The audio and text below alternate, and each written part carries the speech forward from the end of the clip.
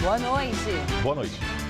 Número de roubos tem alta pela 11ª vez consecutiva no estado de São Paulo. Professores da rede municipal decidem continuar em greve.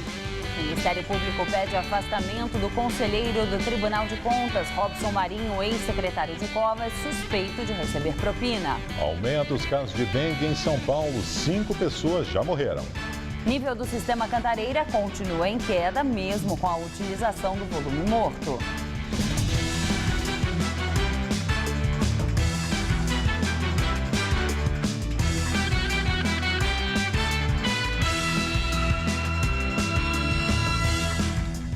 Número de roubos tem alta pela 11ª vez consecutiva no estado de São Paulo. Os dados foram divulgados pela Secretaria da Segurança Pública.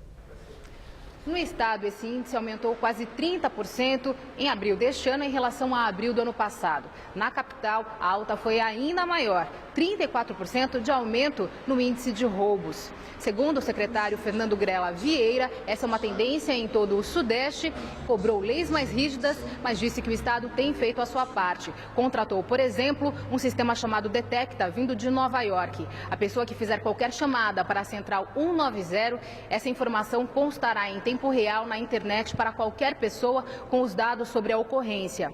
50% dos casos de roubo envolvem celulares e é por isso que o governo assinou uma resolução nesta sexta-feira e começa a valer a partir deste sábado que em todo boletim de ocorrência que tenha o roubo ou o furto de um celular conste também o e-mail, que é como se fosse o RG do celular. Uma vez bloqueado, o aparelho para de funcionar. Após 30 dias de greve, professores da rede municipal de ensino decidem continuar a paralisação. A decisão foi tomada hoje à tarde durante uma assembleia em frente à prefeitura no centro da cidade.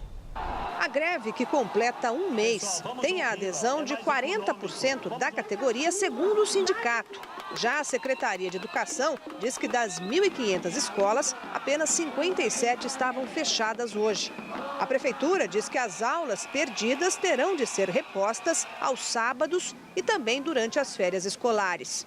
Os professores em greve querem que um abono de 15% concedido a quem ganha o piso seja incorporado aos salários e dessa forma estendido a toda a categoria. Quando você incorpora o abono no salário dos servidores da educação, você atende os 94 mil profissionais de educação e não somente os 16 mil na proposta original do governo. A maneira de você garantir esse abono como reajuste para ativos e aposentados é através da incorporação. A Prefeitura alega que já concedeu aumento neste mês de 13% a toda a categoria, o que elevou o salário inicial de um professor no município de São Paulo para R$ 3.000, um dos maiores do país. O secretário municipal de Educação diz que o abono pode ser incorporado a partir do ano que vem, mas que agora não há dinheiro para isso. Se fosse uma incorporação desse piso esse ano, nós teríamos que mobilizar mais 650 milhões de reais. Ora, o governo municipal não tem máquina de fazer dinheiro, né? Nós nos lidamos com um orçamento que é aprovado pela Câmara Municipal. Então, as pessoas haverão de ser razoáveis, nós imaginamos que os professores vão ter o bom senso, principalmente o respeito aos seus alunos, eles não podem ser prejudicados. Voltem ao trabalho, vamos continuar o diálogo e trabalhar juntos para que São Paulo tenha a melhor educação do Brasil. O Ministério Público pediu hoje à Justiça o afastamento do conselheiro do Tribunal de Contas do Estado de São Paulo, Robson Marinho. A promotoria vai pedir também o bloqueio de bens em ação de improbidade administrativa. Marinho é suspeito de receber propina para ajudar a multinacional Alstom em contratos com o governo paulista. Cerca de 1.000 documentos sobre movimentações financeiras de Robson Marinho estão finalmente nas mãos dos promotores. Os papéis que chegaram esta semana ao Ministério Público de São Paulo eram esperados havia 6 anos. Não podemos falar ainda sobre o teor dos documentos, nem porque são documentos bancários, sigilosos, e, portanto, não podemos falar. Robson Marinho é conselheiro do Tribunal de Contas do Estado desde 1997. Antes, era secretário da Casa Civil do então governador paulista Mário Covas, do PSDB. Ele é suspeito de ter recebido propina da Alstom para que a multinacional francesa conseguisse um contrato sem licitação com o governo. Robson Marinho também está sob investigação na esfera civil por improbidade administrativa. O Superior Tribunal de Justiça apura ainda eventuais atos de corrupção. E o Ministério Público analisa também se o patrimônio de Marinho, considerado grande demais, condiz com o salário que ele recebe. Com os novos documentos sigilosos que vieram da Suíça, onde Robson Marinho tem uma conta bancária com mais de $1 milhão bloqueados por causa da investigação, o Ministério Público quer que o conselheiro do Tribunal de Contas seja afastado imediatamente do cargo. O pedido já foi protocolado na 13ª Vara da Fazenda Pública, que deve decidir nos próximos dias se ele continuará na função. É de extrema gravidade o que foi apurado. As provas são extremamente robustas e não se pode admitir que uma pessoa que venha julgar as contas públicas do Estado de São Paulo e de municípios do Estado de São Paulo, durante o dia, em sessões solenes, realize o julgamento dessas contas e, durante a noite, movimente secretamente valores na Suíça. Em nota, o PSDB reafirma que apoia as investigações em curso e esclarece que Robson Marinho não é filiado ao partido desde que assumiu o cargo no Tribunal de Contas do Estado. Em nota, a Alstom afirma que lamenta que o conteúdo das investigações sobre supostas condutas ocorridas no passado, que por obrigação legal deveriam ser tratadas de forma sigilosa, sejam utilizadas com o intuito de prejudicar a empresa. O Jornal da Gazeta tentou contato por telefone com a advogada de Robson Marinho, mas não conseguiu até a exibição desta reportagem. Já o Tribunal de Contas do Estado de São Paulo informou que não vai se pronunciar sobre o caso. E o dia foi novamente de muita dificuldade para quem precisou do transporte público na Grande São Paulo. Greve de ônibus em cidades da região metropolitana deixaram pelo menos 300 mil pessoas sem condução. Em Osasco, motoristas de 2 empresas decidiram manter a greve iniciada ontem por reajuste salarial. As paralisações também aconteceram em outras cidades. Diadema e São Bernardo do Campo, onde circulam os ônibus da Mob Brasil, e Carapicuíba, Barueri, Santana de Parnaíba, Itapevi, Jandira, Cotia e Pirapora do Bom Jesus, por onde circulam os coletivos da Aviação Osasco, também foram afetadas. A Aviação Urubupungá, que atende Osasco e Carapicuíba, circulou com frota reduzida. Aqui na capital paulista, os motoristas estão trabalhando normalmente após 3 dias de tumultos. São Paulo tem recorde histórico de trânsito, com 344 quilômetros de congestionamento. O último recorde havia sido registrado em novembro do ano passado, na véspera do feriado da Proclamação da República. Um buraco que interditou uma das alças da Ponte Eusébio Matoso pode ter colaborado com a lentidão. Outro fator que pode ter colaborado para o trânsito recorde é a chuva que começou a cair no início desta noite. E também um protesto com cerca de 1.000 professores da rede municipal que fechou o viaduto do Chá. A maior lentidão foi registrada às 19 horas, segundo medição da Companhia de Engenharia de Tráfego. Neste horário, a cidade tinha 39 semáforos quebrados. O maior trânsito deste ano havia sido registrado também nesta semana, na terça-feira, quando teve início a paralisação dos motoristas de ônibus. Terminou sem acordo a reunião entre integrantes do MTST e donos de terreno invadido em Itaquera. A reunião aconteceu hoje no Fórum Regional de Itaquera. O MTST quer que o terreno invadido pelo movimento em Itaquera, que fica próximo à Arena Corinthians, seja desapropriado pela Prefeitura. Os donos da área conseguiram na Justiça uma ordem de reintegração de posse, mas diante da resistência do sem-teto, a Justiça voltou atrás. Como não houve acordo hoje, ficou decidido que uma nova reunião acontecerá no dia 16 de junho. O movimento afirma que 5.000 famílias estão vivendo na área.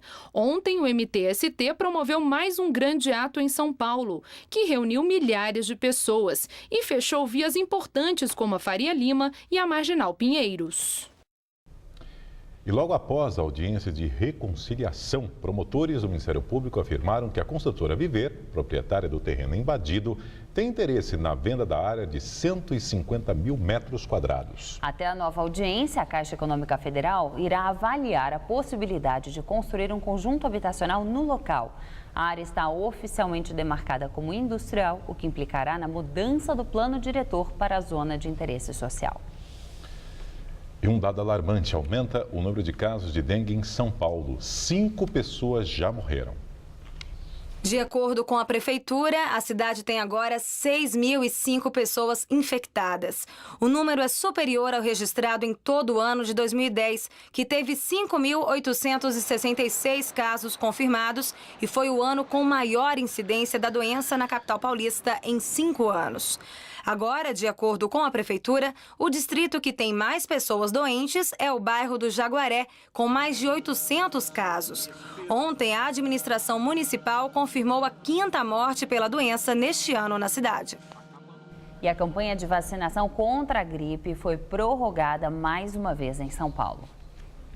Agora a campanha vai até o dia 30 de maio, sexta-feira da semana que vem. Segundo a Coordenação de Vigilância em Saúde, em um mês de campanha foram imunizados quase 2 milhões de pessoas, o equivalente a 61,5% do público-alvo. Devem se vacinar crianças de 6 meses e menores de 5 anos, idosos com 60 anos ou mais, trabalhadores da área da saúde, povos indígenas, gestantes, mulheres até 45 dias após o parto, presos e funcionários do sistema prisional. A imunização protege contra 3 subtipos da gripe e pode ser tomada pelo público-alvo de forma gratuita nas unidades básicas de saúde da cidade.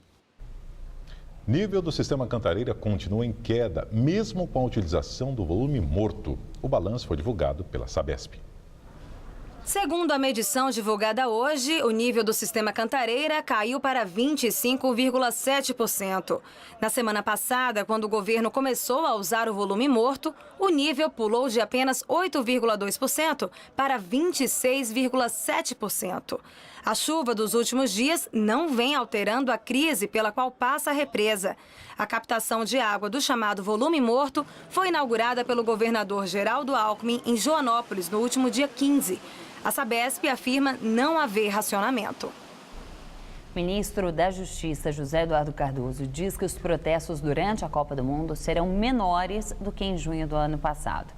Cardoso falou nesta tarde, durante a entrevista a jornalistas estrangeiros, sobre o esquema de segurança durante o Mundial. Além de Cardoso, o ministro da Defesa, Celso Amorim, e outras autoridades da área da segurança também estiveram presentes. Segundo o ministro da Justiça, os protestos durante a Copa das Confederações no ano passado serviram para preparar os policiais. A nossa sensação é que elas terão uma dimensão menor do que aconteceram em junho.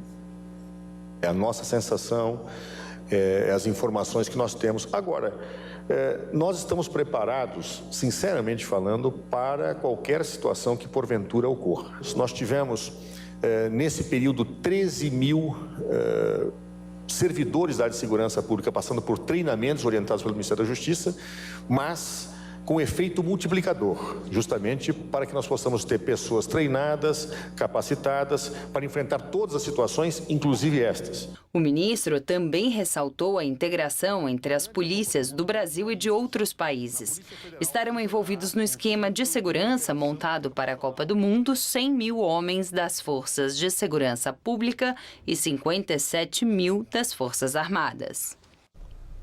A comida de rua, vendida em restaurantes sobre rodas, já movimenta bilhões de dólares nos Estados Unidos. O chamado food truck também já é tendência no Brasil. Em São Paulo, a nova alternativa gastronômica fez surgir ainda um novo nicho de mercado, o da customização de veículos. O furgão que antes carregava passageiros logo vai ter uma nova cara. O objetivo é deixá-lo assim, como nessas fotos, que mostram uma cozinha industrial completa, pronta para vender hambúrguer.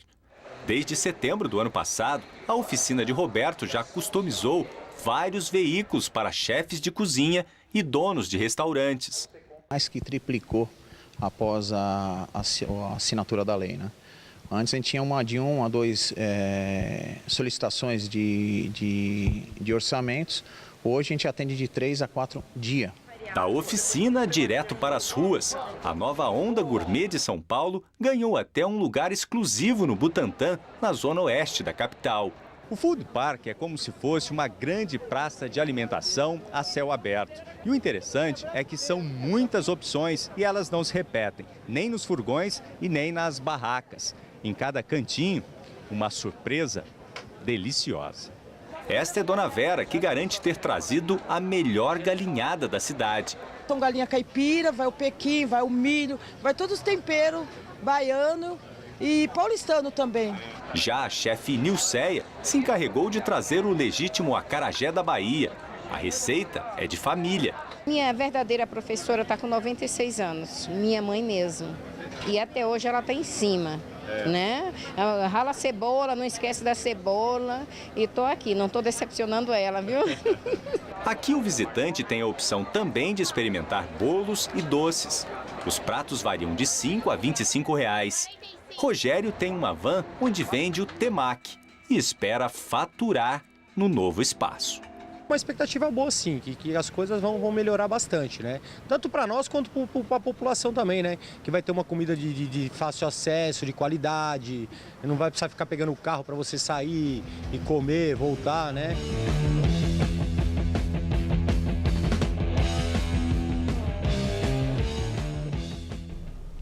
Gastos de brasileiros no exterior batem recorde em abril. De acordo com o Banco Central, as despesas somaram 2,340 bilhões de dólares, ou 5,190 bilhões de reais. Trata-se do maior valor da série histórica, iniciada em 67 anos. O recorde anterior era de outubro do ano passado. Recorde também nos 4 primeiros meses do ano. Nesse caso, o aumento foi de 1,7% frente ao mesmo período do ano passado. Segundo especialistas, o dólar mais baixo barateia as passagens e os hotéis cotados em moeda estrangeira, aliado ao aumento da renda no Brasil e os preços mais baratos de produtos em outros países. Vamos ao comentário de economia com Vinícius Torres Freire. A gente tem ouvido muita notícia de que a economia brasileira está esfriando aos poucos. Algumas pessoas até já estão sentindo o problema na carne, como quem tem emprego mais ligado à indústria. Mas alguns números parecem contraditórios. O desemprego não é o mais baixo da história, como a gente soube ontem? É. Mas porque tem muita gente que desistiu de procurar trabalho por motivos variados. E a pessoa só entra na estatística de desempregado quando procurou emprego e não achou. Quem não trabalha, mas não procura trabalhar, não é considerado desempregado. O desemprego é o menor da história, mas o número de pessoas empregadas nas grandes metrópoles não sobe desde outubro do ano passado. O mercado de trabalho empacou. Não há muito mais demissão nem mais contratação. Outra estatística que parece estranha nesse período de esfriamento da economia é a dos gastos dos brasileiros com viagens e compras no exterior, como a gente acabou de ver. Continuam altos. De janeiro a abril foram 6% maiores que no mesmo período do ano passado. O Banco Central, que faz essas contas, diz que no final do ano tende a dar empate entre os gastos de 2013 e de 2014. Ainda assim, a economia não está esfriando? De onde vem o dinheiro? A economia está esfriando, mas está desmelhorando, mas não começou a piorar para valer. Além do mais, a renda média ainda cresce no país. Além do mais, o dólar deu uma barateada de fevereiro para cá. Enfim, para resumir a ópera, o emprego nas grandes cidades parou de crescer, mas não há muita demissão, embora a gente não saiba da situação no restante do país, que parece um pouco melhor no interior. A renda e o consumo sobem cada vez mais devagar. A confiança dos consumidores e dos empresários caiu para o mesmo nível dos anos de crise de 2009. Mas toda essa deterioração acontece devagarinho dessa vez. Desde 2012, pelo menos, tem acontecido aos poucos. Por isso, é menos sentida como uma crise aguda, e mais como um mal-estar geral. Boa noite. A seguir, na Síria, vídeo amador mostra suposto ataque químico a vilarejo. Na Tailândia, a crise política continua. Após golpe de Estado, o governo militar prende a ex-primeira-ministra do país, o sucessor interino da... Após golpe de Estado, o governo militar prende a ex-primeira-ministra da Tailândia. O sucessor interino da ex-premier também foi detido. Além de Nguyen Shinawatra, foram detidos o cunhado e a irmã da ex-premier. Mais de 100 pessoas também foram intimadas a depor pelos militares, entre elas membros do partido político da ex-premier e líderes dos manifestantes. Entre os que compareceram estava o sucessor de Nguyen, Niutarong Bonsong Payasan. Ontem, militares anunciaram que estavam tomando o poder na Tailândia através de um golpe de Estado. O chefe do exército da Tailândia, o general Prayut Prayut Chan-ocha se autoproclamou primeiro-ministro provisório do país. O novo governo militar já baixou diversos decretos, com a proibição de manifestações, restrição aos meios de comunicação e um toque de recolher para a população. Na Síria, vídeo amador mostra suposto ataque químico a vilarejo. As imagens mostram o vilarejo Kafar Zeitá, na província de Hama, na região central da Síria. No vídeo, é possível notar uma fumaça verde, que seria o gás cloro. 2 ataques com gás lançado de helicópteros teriam ocorrido há 2 meses no vilarejo. Os rebeldes ainda acusaram o presidente sírio Bashar al-Assad de conduzir uma campanha com armas químicas. O governo nega que suas forças tenham usado gases químicos e culpa os rebeldes pelos ataques. O presidente da Rússia, Vladimir Putin, afirma que a crise na Ucrânia se tornou uma guerra civil.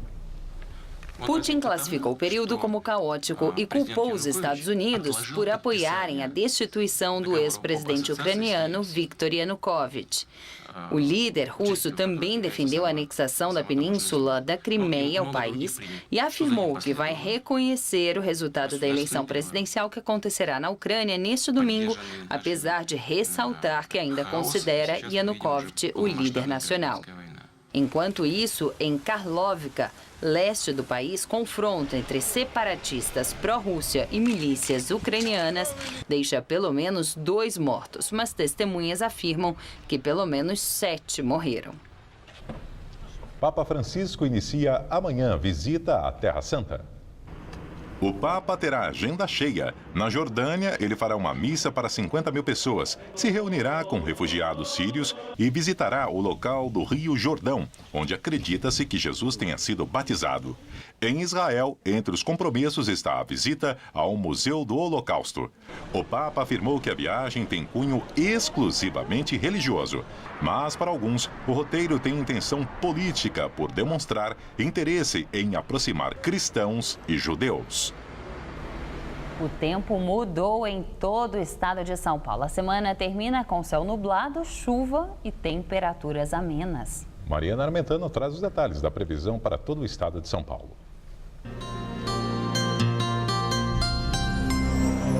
É bom se agasalhar porque o final de semana promete frio aqui na capital paulista e também em boa parte do interior e litoral.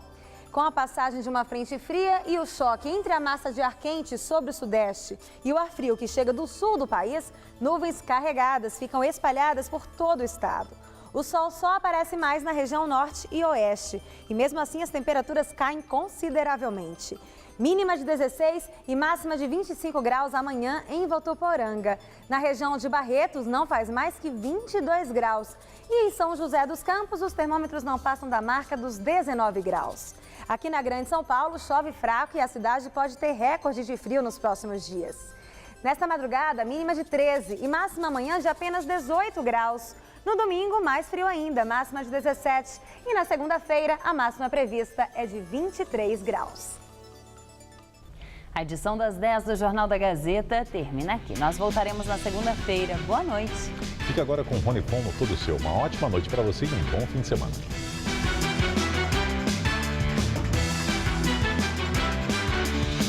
Saiba como o vlogueiro PC Siqueira lida com a insônia em A Cidade que Não Dorme.